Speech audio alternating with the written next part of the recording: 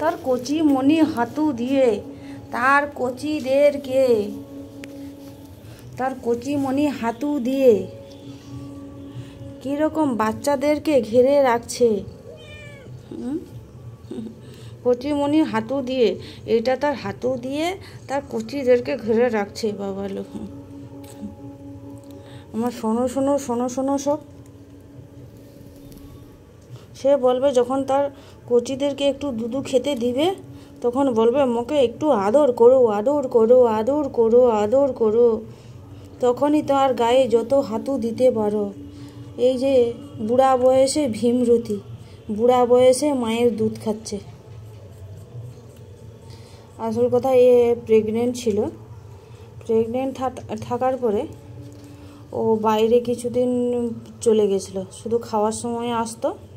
তারপর বাকিটা সময় পাড়ায় পাড়ায় এর ঘর তার ঘর তার ঘর ছুটে বেড়াতো। এদের সঙ্গে থাকতো না, এদের এই বাচ্চাগুলোকে একদমই সহ্য করতে পারতো না। তারপর হচ্ছে একদিন দেখি এসে বাক্স খুঁজতেছে যেন বাচ্চা দেবে।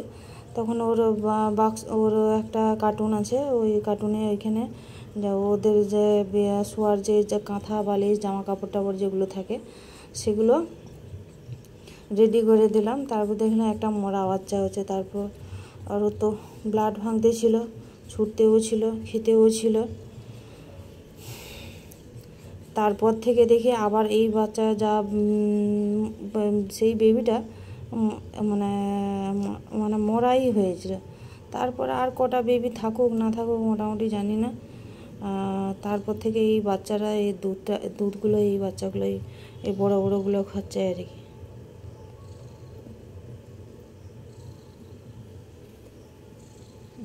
কি সুন্দর যে মায়ের হাতে ধরা, কি সুন্দর করে যে ভালোবাসে।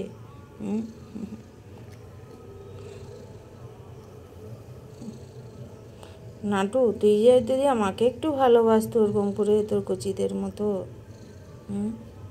তোমার কচিদের মতো করে যদি আমাকেও একটু ভালোবাসতে, আমিও তোমাকে খুব ভালোবাসতাম নাটু। বাচ্চাদেরকে দুধ দেওয়ার জন্য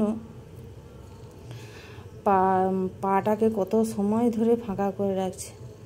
মায়ের হাতটা, এই যে মায়ের হাতটা ছেলের বাচ্চাদের উপরে যে এইভাবে যে রাখা, আমার যেন মনে হয় যেন কত স্নেহ করে, কত স্নেহ, কত ভালোবাসে বাচ্চাদেরকে।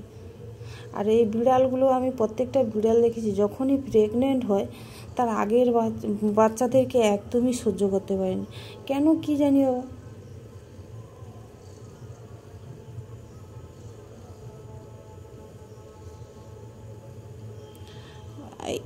এর ছেলে মেয়ে মোট 4 জন।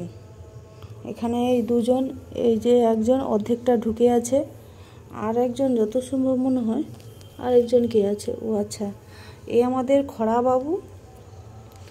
আর ওখানে আছে 2 জন মারামারি করতেছে।